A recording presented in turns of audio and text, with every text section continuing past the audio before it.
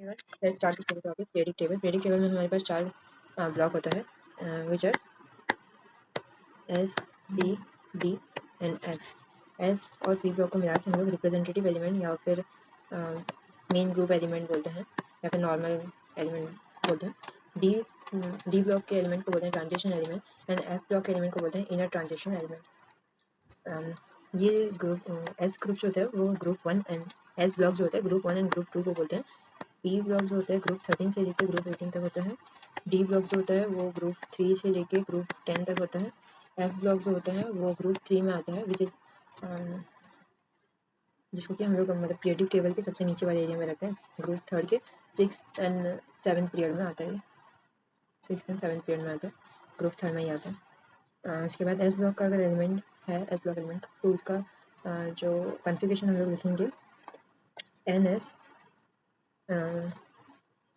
1 और 2, n-1 d0, n-2 f0 और np सभी 0।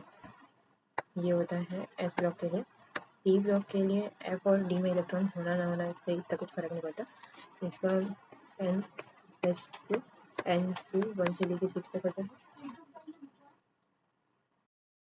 उसके बाद डी ब्लॉक का जो इलेक्ट्रॉनिक कंट्रीब्यूशन होता है वो एन एस 0 से लेकर N S 0 n-1 d 0 to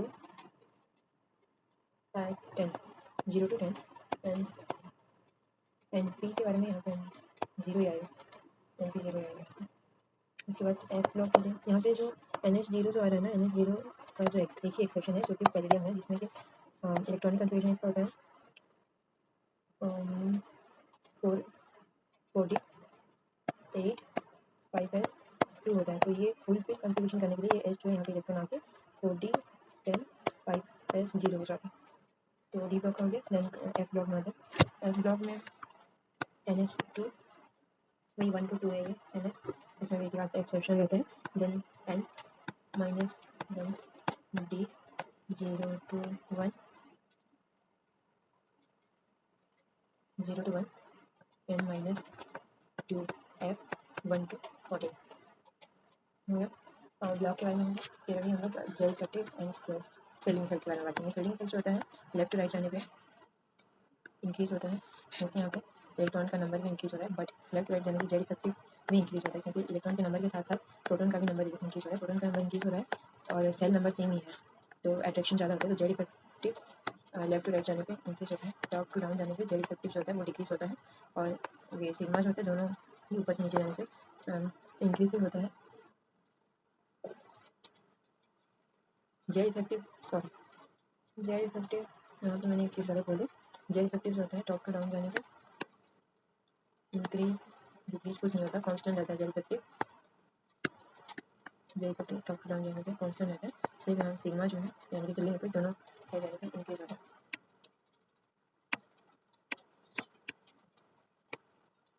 इसके बाद हम बात करते हैं एटॉमिक रेडियस के बारे में। एटॉमिक रेडियस में कोई भी एक्सेप्शन नहीं होता, जैसे कि आयनेशन एनर्जी में जैसे कि फुल फील है तो आयनेशन एनर्जी उसका ज़्यादा होगा, फुल फील हाफ फील के लिए होता है। लेकिन इन केस ऑफ एटॉमिक रेडियस कोई भी एक्सेप्शन नहीं होता है। लेफ्ट टू राइट जाने पे एटॉमिक रेडियस होता है वो डिक्रीज होता है। Atomic radius left to right जाने पे डिक्रीज होता है, टॉप टू बॉटम जाने पे एटॉमिक रेडियस इंक्रीज होता है। कोई भी एक्सेप्शन नहीं होता है एटॉमिक रेडियस के केस में। और पॉजिटिव चार्ज के लिए ये डायरेक्टली प्रोपोर्शनल होता है, पॉजिटिव चार्ज के लिए सॉरी क्या बोल रही हूँ, इन्वर्सली प्रोपोर्शनल होता है। पॉजिटिव चार्ज के डायरेक्टली प्रोपोर्शनल होता है। Atomic radius is directly proportional to negative charge and inversely proportional to positive charge and inversely proportional to Z effective. Annihilation energy. Annihilation energy is the energy required to remove one electron from a gaseous isolated atom. Gases isolated atom से हम लोग remove करते हैं। अगर solid atom है तो उसको हम लोग सब्लिमेशन एनर्जी देके सॉलिड से गैस में कन्वर्ट करने वाली एनर्जी को सब्लिमेशन एनर्जी बोलते हैं। सब्लिमेशन एनर्जी देके गैस में कन्वर्ट करते हैं, देन फिर उसका आयनिशन पोटेंशियल हम लोग निकालते हैं। गैसेस आइसोलेटेड एटम से निकलेगा ionisation potential. Ionisation potential energy always endotherm में होता है, ऑलवेज एंडोथर्म में होता है ये। उसके बाद ऑलवेज एंडोथर्म में आयनिशन पोटेंशियल एनर्जी ये एक्सेप्शन पर डिपेंड करता है। और एक चीज़ कंपेयर कभी भी किसी भी चीज़ को करते हैं, फॉर एग्जांपल नाइट्रोजन है, ऑक्सीजन है, फ्लोरीन है, यहाँ पे beryllium, boron, carbon, nitrogen, oxygen, fluorine and neon. ठीक है, इसका अगर हमें आईपी निकालना है तो ये जो है ये हाफ फील्ड है ये जो है ये फुलफिल है, और ये जो है H2 कन्फिग्रेशन कैरी करता है, तो ये भी देखा जाए तो फुलफिल है। तो ऐसा नहीं कि ये हाफ फिल है तो नाइट्रोजन को सबसे लास्ट में रख दोगे और बेरिलियम नियॉन आगे रहेगा, नहीं। हम जब भी कंपेयर करेंगे पास पास वाले को कंपेयर करेंगे, तो लेफ्ट से राइट जाने पे जेड इफेक्टिव इंक्रीज करता है, और आयनेशन पोटेंशियल जो होता है पॉजिटिव चार्ज के डायरेक्टली प्रोपोर्शनल होता है, inversely proportional to negative charge होता है, directly proportional to Z effective होता है, and inversely proportional to metallic nature भी होता है इसका। जैसे मेटेलिक नेचर है, अगर अगर वो मेटेलिक नेचर का है तो वो इलेक्ट्रॉन इजीली दे देगा, तो उसका आयनेशन पोटेंशियल कम होगा, अगर ये ज़्यादा है, ठीक है। अब ये इस पॉइंट पे आते हैं, एग्जाम्पल है जो कि बताते हैं कि हैप्पी फुलफिल, तो इसको हम लोग कैसे लिखेंगे, पास पास वाले को, फॉर एग्जाम्पल नाइट्रोजन और ऑक्सीजन को कंपेयर करेंगे, बेरिलियम और बोरॉन को कंपेयर करेंगे, बेरिलियम को नाइट्रोजन या फिर ऑक्सीजन या फिर नियॉन के साथ भी कंपेयर करेंगे, दूर दूर वाले के साथ कंपेयर नहीं होता, कंपेयर ऑलवेज पास पास वाले के साथ होता है। तो यहाँ पे बोरॉन का सबसे कम आयनेशन एनर्जी होगा, आयनेशन पोटेंशियल होगा, आयनेशन पोटेंशियल का ऑर्डर हमें लिखना है, boron then beryllium then carbon then nitrogen नहीं होगा, देन ऑक्सीजन होगा, then nitrogen then fluorine then neon. इसके बाद है इलेक्ट्रॉन आयनेशन पोटेंशियल हो गया, उसके बाद इलेक्ट्रॉन एफिनिटी या फिर इलेक्ट्रॉन गेन एंथैल्पी। एंथैल्पी है तो इसका वैल्यू जो है नेगेटिव में रिलीज हो रहा है एनर्जी, इसलिए नेगेटिव में रहेगा। एक्सेप्शन इसमें कुछ पहले एक्सेप्शन को पढ़ लेते हैं, जैसे कि stable atom for example half fill हो या फिर फुल फिल हो, इन दोनों के केस में एंडोथर्मिक होता है, पॉजिटिव होता है, एंडो यानी कि पॉजिटिव होता है, ये में नेगेटिव होता है, लेकिन वैल्यू हम लोग अमाउंट को काम नहीं, मतलब जब हम लोग को इसका ऑर्डर लिखते हैं तब हम लोग नेगेटिव को, जैसे होता है ना कि -3 इज ग्रेटर देन -2, लेकिन हम लोग यहाँ पे वैसे नहीं देखेंगे, नंबर को देखेंगे, बस माइनस ये बता रहा है कि ये एक्सोथर्मिक है, मतलब एनर्जी रिलीज हो रहा है। स्टेबल एक्सेप्शन है इसका, स्टेबल आप फुल फिल में एंडोथर्मिक होता है, फर्स्ट आना। सेकेंड इसका एक्सेप्शन है polyatomic, poly negative anion, poly negative anion कोई भी है, चाहे वो पॉली नेगेटिव एनायन के बाद वो फुल फिल और हाफ फिल में आ रहा हो, तब भी अगर पॉली नेगेटिव एनायन है तो ऑलवेज एंडोथर्मिक होगा, क्योंकि एक इलेक्ट्रॉन जाने के बाद दूसरा इलेक्ट्रॉन को रिपल करता है, अंदर आने नहीं देता। इसका और एक्सेप्शन था,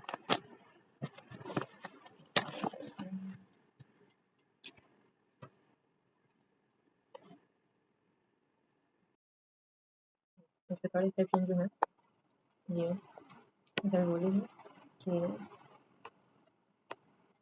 इलेक्ट्रॉन एफिनिटी लग रहा होगा आप लोग को, सेकेंड पेयर का ज़्यादा होता होगा as compare to third pair, but reverse totally जो ऐसा नहीं होता, जो क्या होता है सेकेंड पेयर का इलेक्ट्रॉन एफिनिटी जो होता है वो कम होता है as compare to third pair, क्योंकि इसमें साइज जो होता है छोटा होता है, इसका साइज छोटा बड़ा होता है, इलेक्ट्रॉन रिपल्शन होता है, यहाँ पे इलेक्ट्रॉन रिपल्शन होता है, यहाँ पे इलेक्ट्रॉन रिपल्शन नहीं होता है, due to small size electron repulsion, तो इलेक्ट्रॉन दूसरा आने में कम electron affinity as compare to third pair वाले में। और ये एक भी है जैसे कि फ्लोरीन और क्लोरीन के केस में ये दोनों रिप्लेस करते हैं एक दूसरे को इलेक्ट्रॉन एफिनिटी के, but in case of like old style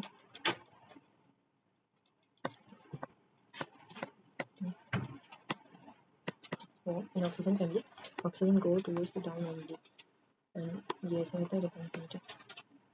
और नाइट्रोजन के केस में भी वही सेम होता है, सबसे नीचे आता है, ऑक्सीजन नाइट्रोजन और क्लोरीन में से भी इलेक्ट्रॉन अपने प्लेस को रिप्लेस करता है इलेक्ट्रॉन एफिनिटी के लिए। और दैट्स इट। इलेक्ट्रॉन एफिनिटी के बाद आता है इलेक्ट्रॉन नेगेटिविटी, इलेक्ट्रॉन एफिनिटी के बाद आता है इलेक्ट्रॉन नेगेटिविटी। इलेक्ट्रॉन नेगेटिविटी होता है वो ये directly proportional to Z effective, directly proportional to positive charge, inversely proportional to negative charge, and directly proportional to percentage as per vector. और ये नहीं ज़्यादा होता है तो बॉन्ड पोलैरिटी डेल्टा इसमें बात करना है इसको परसेंटेज एज के वेक्टर डायरेक्टली प्रोपोर्शनल होता है EN, और नंबर ऑफ साइड इंक्रीज करता है EN जो होता है डिक्रीज होता है, तो inversely proportional to size, inversely proportional to size. Bond polarities होता है, बॉन्ड पोलैरिटीज होता है वो directly proportional to delta EN, inversely proportional to bond length, and directly proportional to bond energy. इसका मतलब ये है कि बॉन्ड एनर्जी जो होता है वो भी डेल्टा EN के डायरेक्टली प्रोपोर्शनल है।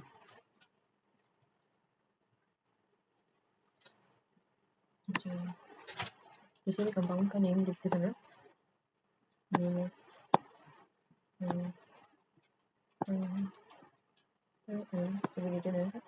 First we write less in then more. For example,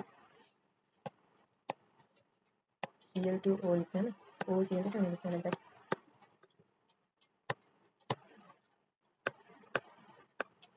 Cl2 and one last one hydrides. Hydride का acidic and basic strength, oxide का एसिडिक एंड बेसिक स्ट्रेंथ और हाइड्रोक्साइड का एसिडिक एंड बेसिक स्ट्रेंथ। सबसे पहले hydroxide के बारे में बात करें। हाइड्रोक्साइड होता है जैसे कि XOH, इसका आता है इन दोनों का जो डेल्टा EN 1 होता है, इन दोनों का डेल्टा EN 2 होता है। जिसका डेल्टा EN सबसे ज़्यादा होता है वो बॉन्ड होता है वो ब्रेक होता है। तो इधर से इधर जाते हैं तो X का जेड इफेक्टिव बढ़ता है, डेल्टा EN भी बढ़ता है। डेल्टा EN बढ़ता है तो बॉन्ड ब्रेक होगा, तो वो ऑक्साइड ज़्यादा मतलब OH नेगेटिव देगा। OH नेगेटिव देगा तो it will be basic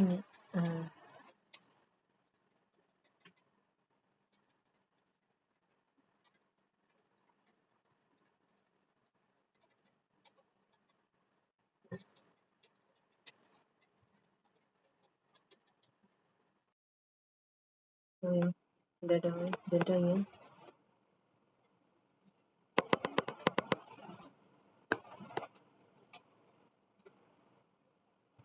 hydroxide and oxide के बारे में बात करें। XONH ये डेल्टा EN 3.5 इसका होता है। X जो होता है फ्लोरीन, फ्लोरीन का 4 होता है, बाकी सबका 5 होता है, और ये जो होता है 2.1 होता है। 2.1 और इन दोनों के बीच में डेल्टा EN होगा 1.4। लेफ्ट टू राइट जब हम लोग जाते हैं तब X का इलेक्ट्रोनेगेटिविटी इंक्रीज होता है। X का इलेक्ट्रोनेगेटिविटी इंक्रीज होगा तो इन दोनों के बीच में जो डेल्टा EN होता है वो डिक्रीज होता है। डेल्टा EN डिक्रीज होगा तो OH के बीच का जो डेल्टा EN होता है वो इंक्रीज होता है। OH के बीच का डेल्टा EN जब इंक्रीज होता है तब इन दोनों के बीच का बॉन्ड ब्रेक होता है। इन दोनों के बीच बॉन्ड ब्रेक होकर H प्लस जो है रिलीज होता है। तो एसिडिक नेचर जो है लेफ्ट टू राइट जाने से इंक्रीज होता है। Acidic nature left to right जाने से इंक्रीज होता है। And same top to bottom जाएंगे तो डेल्टा इसका जो इलेक्ट्रोनेगेटिविटी है वो डिक्रीज होता है। इलेक्ट्रोनेगेटिविटी डिक्रीज होगा तो डेल्टा EN जो है इंक्रीज होगा। डेल्टा EN जब इंक्रीज होगा तो X और O के बीच का जो बॉन्ड है वो ब्रेक होगा और OH रिलीज होगा। OH रिलीज होने से बेसिक नेचर जो है वो इंक्रीज होता है। बेसिक नेचर इंक्रीज होता है, यहाँ एसिडिक नेचर इंक्रीज होता है, यहाँ पे एसिडिक नेचर जो होता है वो डिक्रीज होता है। हाइड्रोक्साइड के लिए हो गया। हाइड्राइड जो होता है, हाइड्राइड जो होता है इजीली इलेक्ट्रॉन कब दे पाता है जब सामने वाले एटम का साइज बड़ा हो या फिर इलेक्ट्रोनेगेटिविटी इलेक्ट्रोनेगेटिविटी इलेक्ट्रोनेगेटिविटी के ऊपर तो हाइड्राइड के बारे में कोई बात है नहीं। साइज बड़ा हो, बॉन्ड लेंथ ज़्यादा हो, साइज इंक्रीज करेगा, एसिडिक नेचर जो है वो इंक्रीज करता है। हाइड्राइड के लिए एसिडिक नेचर जो है वो इसका proportional to bond energy and directly proportional to bond length. Inversely proportional to bond energy and directly proportional to bond length. Proportional to bond length तो बॉन्ड लेंथ ज़्यादा तो साइज ज़्यादा होगा, तो एसिडिक नेचर बढ़ेगा। For example top to down जाएंगे तो size ज़्यादा होता है, बॉन्ड लेंथ ज़्यादा होता है, तो एसिडिक नेचर ऑफ हाइड्राइड बढ़ेगा। H प्लस इजीली दे पाएगा। तो हम इस तरीके से देख सकते हैं। और देखिए जो साथ में जो एटम्स होगा स्टेबिलिटी के हिसाब से कि नेगेटिव चार्ज होता है वो मोर स्टेबल होता है लार्ज साइज के एटम में as compare to small size atom. तो वही H प्लस देगा जो जिसका आयन स्टेबल हुआ, बनने वाला आयन स्टेबल हुआ। तो टॉप टू डाउन जाएंगे तो H प्लस इजीली दे सकते हैं। लेफ्ट टू राइट जाएंगे तो लेफ्ट टू राइट जाने के बारे में तो पढ़ाया नहीं है, लेकिन आई डोंट थिंक इस बारे में नहीं क्वेश्चन है, नहीं हमारे टीचर ने पढ़ाया लेफ्ट टू राइट जाने को हाइड्राइड का एसिडिक स्ट्रेंथ क्या होगा। So let's skip it and hydride हो गया। हाइड्रोक्साइड हो गया। ऑक्साइड के बारे में बात करते हैं। ऑक्साइड का जो एसिडिक नेचर होता है डायरेक्टली प्रोपोर्शनल टू ई होता है, इलेक्ट्रॉन टेकिंग टेंडेंसी के ऊपर होता है। एसिडिक ऑक्साइड के बारे में बात करते हैं। ऑक्साइड का जो एसिडिक नेचर होता है डायरेक्टली प्रोपोर्शनल टू टीएन होता है, which is directly proportional two electron taking tendency. तो टॉप टू डाउन जाने पे ईएन जो होता है वो डिक्रीज करेगा ऑक्साइड के केस में बोल रहे हैं, और इधर जाने पे ईएन जो होता है वो इंक्रीज करता है। तो यहाँ पे इसका एसिडिक स्ट्रेंथ जो होता है वो बढ़ता है और यहाँ पे इसका एसिडिक स्ट्रेंथ जो होता है वो घटता है। ऑक्साइड का एसिडिक स्ट्रेंथ यहाँ पे घटता है और जिसका ऑक्साइड स्ट्रेंथ यहाँ पे बढ़ता है।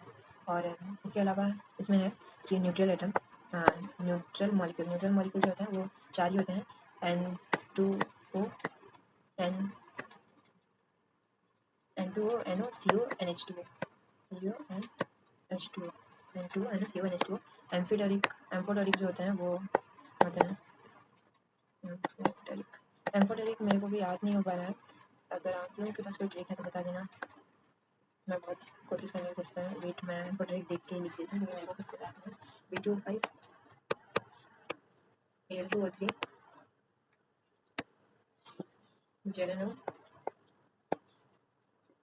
BeO Sb2O3 SNO PbO Cr2O3 MnO2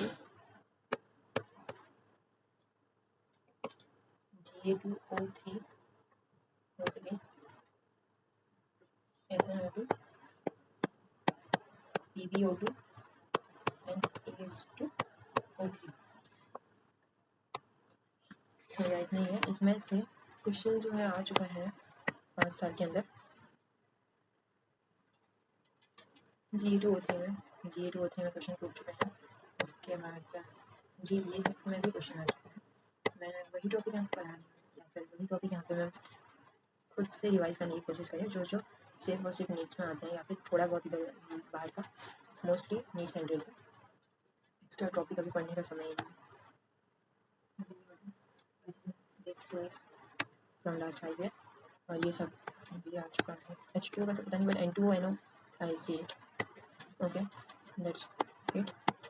thank you so much.